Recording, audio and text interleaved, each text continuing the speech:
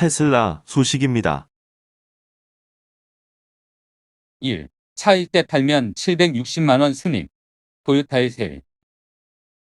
테슬라가 자동차 1대를 판매에 벌어들이는 순이익이 도요타의 3배에 달하는 것으로 나타났다고 니혼게이자이 신문이 16일 보도했다. 니케이는 도요타와 테슬라의 올해 7에서 9월 실적을 분석해 이같이 전했다. 니케이에 따르면 이 기간 도요타가 자동차 1대를 팔아 거둔 순이익은 25만 엔에 났다. 반면 테슬라의 경우 이 금액이 73만 엔에 달했다. 제너럴 모터스, 폭스바겐과 비교하면 테슬라와 격차는 더 벌어진다.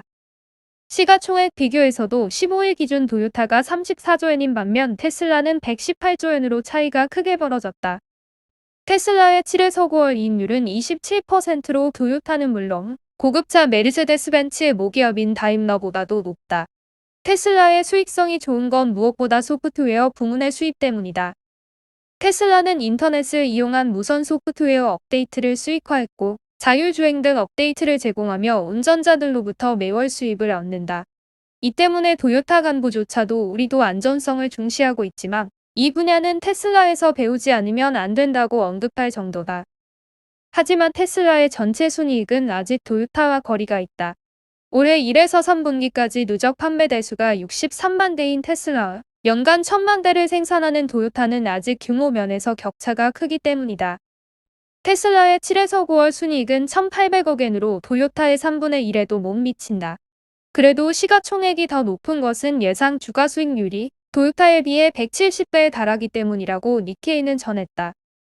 도요타는 오는 2025년 전기차를 15개 차종으로 늘리고 올해 9월까지 1만 4천 대였던 전기차와 수소 전기차의 판매를 2030년까지 연 200만 대로 끌어올린다는 계획이다.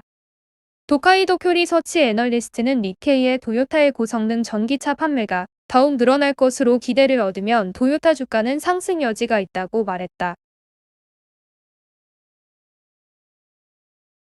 애플 소식입니다. 1. 스마트홈 책임자 사임.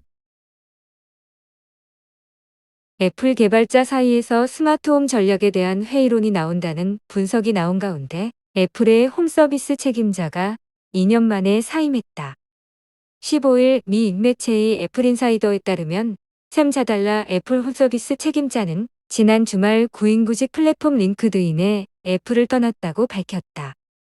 그는 오래 지속될 우정과 세계 가정과 사람들을 위한 새로운 능력을 만들고 형성할 기회를 줘서 고맙다고 말했다. 이어 실리콘밸리 생태계로 돌아가는 것이 흥분된다며 자신의 직함을 투자자 독립이사회 이사라고 적었다. 앞서 애플은 구글과 아마존에 맞서 스마트홈 사업을 강화하기 위해 지난 2019년 샘 자달라 전 마이크로소프트 부사장을 영입했다. 자달라는 2년간 스레드 표준 지원, 홈서물 인터넷 통신 표준, 메터 관련 타 기술 회사와의 협력, 홈 스마트홈 플랫폼 홈키드 신기능 도입 등 스마트홈 계획을 추진해왔다. 그러나 애플의 스마트홈 사업은 지지부진한 상황이다. 올해 3월엔 AI 스피커 홈팟을 단종시키기도 했다. 애플 개발자 사이에서도 부정적 의견이 나온다. 지난 8월 마크 거먼 블룸버그 기자는 뉴스레터에서 애플 개발자들이 애플의 가정용 하드웨어 전략에 대해 우려를 나타냈다고 전한 바 있다. 애플이 애플 TV 강점에도 불구하고 아마존과 로쿠의 저가 셋톱박스 경쟁에 밀리고 있다는 지적이다. 이들은 경쟁력 있는 가격의 애플 TV를 도입하거나 더 많은 기능을 도입해야 한다고 주장했다. 한편 애플은 홈팟을 결합한 차세대 애플 TV를 2023년 출시할 전망이다. 마이크로소프트 소식입니다.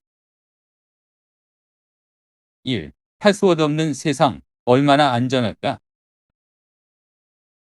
마이크로소프트가 기존의 계정 인증 방식에서 벗어나 새로운 로그인 방법인 패스워드리스를 도입, 확대한다고 발표하면서 모든 사용자가 비밀번호 없이도 MS 계정에 안전하게 로그인할 수 있을 것으로 보인다.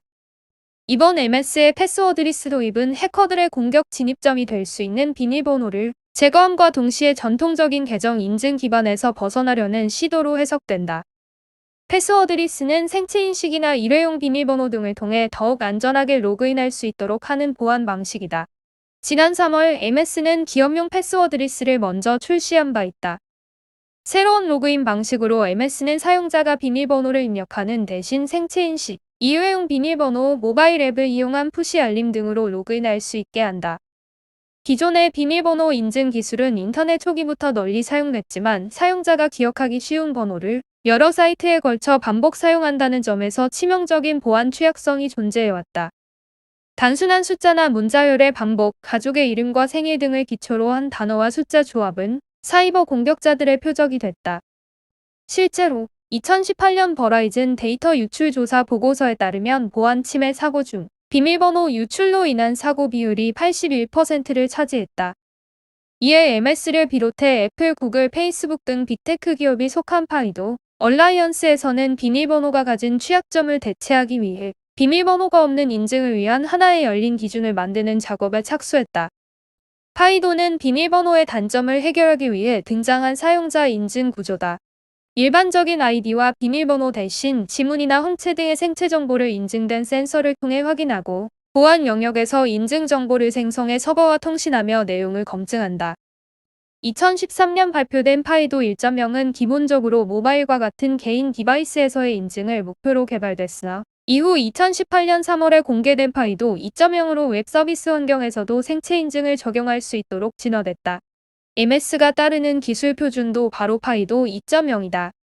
바수 자칼 MS 보안사업 부문 부사장은 차세대 로그인 방식은 패스워드이며 MS는 모든 사용자에게 비밀번호 없는 인증을 장려할 것이다. 친숙하고 편리한 인증 경험을 통해 다양한 디바이스와 서비스에 걸쳐 최고 수준의 보안을 제공하겠다고 전했다.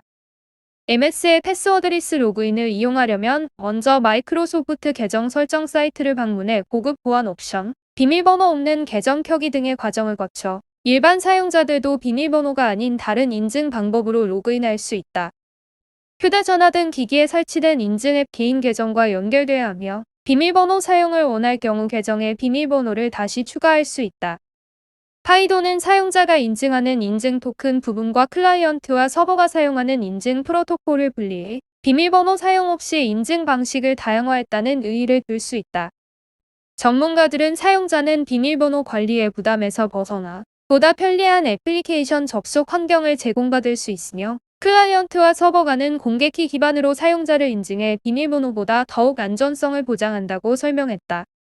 아울러 기업과 관리자는 사용자 인증 경험의 개선과 비밀번호 관리와 보호를 위해 사용됐던 리소스 및 비용을 절약하면서도 보다 강화된 사용자 인증 환경을 구현할 것으로 보인다. 아마존 소식입니다. 1. 매경 프라임 비디오 앱 출시. 아마존이 매경 프라임 비디오 앱을 출시했다고 15일 밝혔다. 프라임 비디오는 아마존 온라인 동영상 서비스다. 프라임 비디오 가입자는 맥 앱스토어에서 무료로 앱을 내려받을 수 있다. TV쇼와 영화, 일반 스트리밍 등 콘텐츠를 원하는 화질로 오프라인에서 시청할 수 있게 된 것이다. 더버지에 따르면 자동 재생과 자막, 자녀 보호를 위한 잠금 등 설정이 가능하다. 단, 세부적인 앱 설정을 위해선 아마존 사이트에 방문해야 한다. 아마존은 화면 속 화면, 에어플레이 등 맥 운영체제 기능을 앱에서 지원하며 아마존 계정과 연동할 시 인앱 결제도 가능하다. 앱은 맥 픽서 11.4 이상과 호환된다. 보잉 소식입니다. 1. 주가 5.49% 급등 에어쇼. 항공기 제조업체 보잉이 787 드림라이너 인도를 멀지 않은 시기에 재개할 수 있다는 소식을 알리며 주가가 급등했다. 보잉 주가는 15일 뉴욕 주식시장에서 5.49% 급등한 233.09달러에 거래를 마쳤다. 이날 보잉 주가가 급등한 것은 주력 기종인 787 드림라이너에서 결함이 발견돼 인도가 지연되는 등의 악재를 털어버릴 수 있다는 투자자들의 기대가 반영된 것으로 풀이된다.